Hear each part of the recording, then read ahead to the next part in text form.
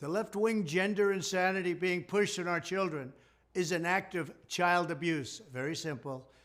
Here's my plan to stop the chemical, physical, and emotional mutilation of our youth.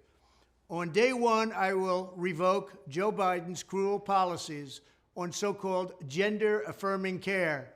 Ridiculous. A process that includes giving kids puberty blockers, mutating their physical appearance, and ultimately performing surgery on minor children. Can you believe this?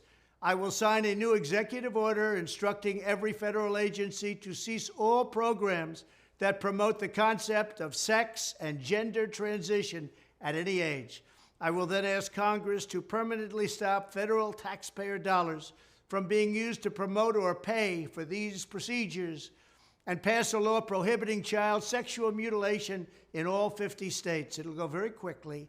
I will declare that any hospital or healthcare provider that participates in the chemical or physical mutilation of minor youth will no longer meet federal health and safety standards for Medicaid and Medicare and will be terminated from the program immediately. Furthermore, I will support the creation of a private right of action for victims to sue doctors who have unforgivably performed these procedures on minor children. The Department of Justice will investigate Big Pharma and the big hospital networks to determine whether they have deliberately covered up horrific long-term side effects of sex transitions in order to get rich at the expense of vulnerable patients, in this case, very vulnerable.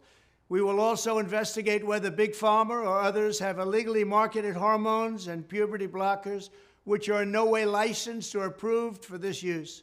My Department of Education will inform states and school districts that if any teacher or school official suggests to a child that they could be trapped in the wrong body, they will be faced with severe consequences, including potential civil rights violations for sex discrimination and the elimination of federal funding. As part of our new credentialing body for teachers, we will promote positive education about the nuclear family, the roles of mothers and fathers, and celebrating rather than erasing the things that make men and women different and unique. I will ask Congress to pass a bill establishing that the only genders recognized by the United States government are male and female, and they are assigned at birth. The bill will also make clear that Title IX prohibits men from participating in women's sports, and we will protect the rights of parents from being forced to allow their minor child to assume a gender which is new and an identity without the parent's consent. The identity will not be new, and it will not be without parental consent. No serious country should be telling its children that they were born with the wrong gender, a concept that was never heard of in all of human history. Nobody's ever heard of this, what's happening today. It was all when the radical left invented it just a few years ago. Under my leadership, this madness will end. Thank you very much.